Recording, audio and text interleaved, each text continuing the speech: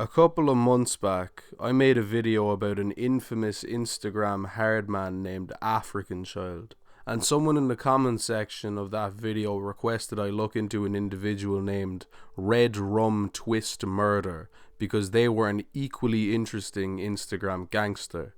So you know what I did? I looked into Mr. Redrum Twist Murder, and my god, I was not disappointed. Redrum Twist Murder has given birth to some of the funniest Instagram live moments I have seen from any Instagram hardman ever. But something that made this video pretty hard to make was the fact that there is little to no information on the internet about him. There's one podcast interview with him, there's 15 seconds of him in an English gangs documentary from TV, and there's a couple channels who post highlights of his wildest moments on Instagram. But aside from that, there is virtually nothing out there about him. So I went over to the UK Drill subreddit, which is a good place to find out about a lot of these IG live gangsters, and see if these lads are really as hard as they say they are. And I asked the guys over on that subreddit, what is the story with Redrum? I got a couple interesting answers. One guy said he had no idea about him either and wanted to know more about him. Another guy said all he knows about him is that he treats Pum Pum like Brixton Market, a reference to a cold bear he rapped in a freestyle he did in a corner shop. But the answer that gave me the most insight into the man was this one I'm about to read to you. And shout out to Paid in Full Live on Reddit for this answer, because it helped out a lot with this video. He said, I think he was a PDC 90s bad boy. It was cool to smoke crack spliffs back in the 90s. I could be wrong, but I think he's from Brixton. Now me, I'm not from London. I'm not even from the UK. So when this guy told me he thought he was a PDC, I had no idea what this stood for. So I had to look into who or what the PDC exactly was. Well, when I looked into it, PDC was a London gang that stood for a multitude of different things, such as Pray Days Change, Public Demand Cartel, and Poverty-Driven Children. It was a gang started in the 90s in Brixton, in South London, and members were known to be heavily involved in the drug trade, robberies, shootings, stabbings, and general violence, and apparently our cracked out pal Redrum was indeed involved with these guys in the 90s. As for the claims Redrum is from Brixton, that is absolutely accurate.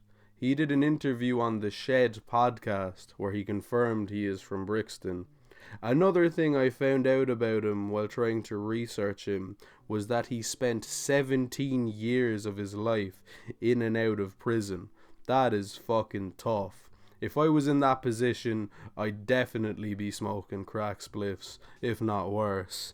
And finally, as for the claims that it was cool to smoke crack in the 90s, this is most definitely true.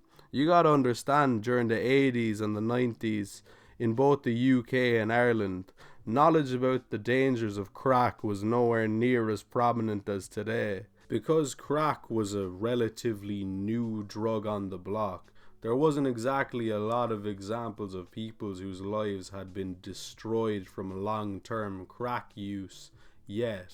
But as time went on, and as you can see, our boy Redrum definitely became one of those examples of people whose lives have been destroyed by long-term crack use. I mean, just look at the poor fucker. I don't know that. Look, I need to shave my hair, innit? Okay, so now you know Redrum's story. Former gangster from Brixton, smoked crack in the 90s, given his online behaviour nowadays probably still smokes, and it's now damn near 2023. But how did Redrum make a name for himself as the hardest crackhead on IG Live? Well, kind of in the same way his old pal African Child did, just chatting shit on his live, sending for everyone and anyone, and just generally making a massive fool out of himself. The first I saw of Redrum was actually when he was beefing African Child, when I was doing research for the African Child video I did a couple months back, but I had no idea Redrum was as public about his foolishness online as AC was. The beef between African Child and Redrum is easily some of the funniest, if not the funniest, online beef I have ever seen. So let me tell you all about it. This was in the true golden era of African Child beefing every rapper from London and basically everyone from London on Instagram Live. And Redrum approached AC as competition, a new nemesis for African Child, and when AC found out about Redrum, he began roasting the fuck out of Redrum in a multitude of very creative and funny ways. Now, because Redrum is a well-known crackhead and has no teeth at the top of his mouth like a fucking cow from years and years of smoking crack spliffs, African Child challenged Redrum to record himself successfully taking a bite out of an apple without losing any teeth before Redrum chatted any more shit about AC on Instagram. AC also accused Redrum of being a demon baby and said that, rather than regular births, where a baby exits the womb through the vagina, Redrum was born through anal birth. He was literally shat out by his mother. He also said that the electricity in the hospital went off when Redrum was born, as he is a demon baby. He also accused the mother of Redrum's child of looking like Susan Boyle, which is also hilarious.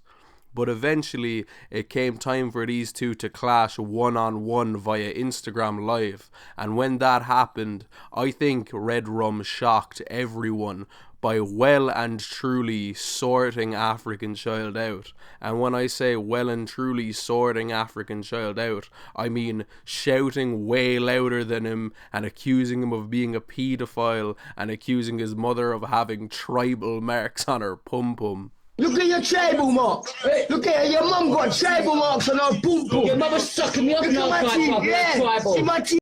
Well, not too long after the Hive sorting AC out on IG Live came a real low for Redrum, as the cunt ended up catching a serious case and ended up going to prison once again.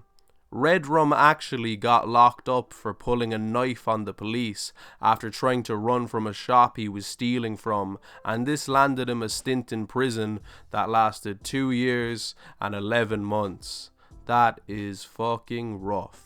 It is truly sad to see that this man is institutionalized, in the sense of never being able to escape his old ways due to the lack of opportunities for growth around him, lack of decent support with his mental health, and getting past his addictions. His life has taken a very bad path, and this man is yet another victim of a system designed to keep people like himself down.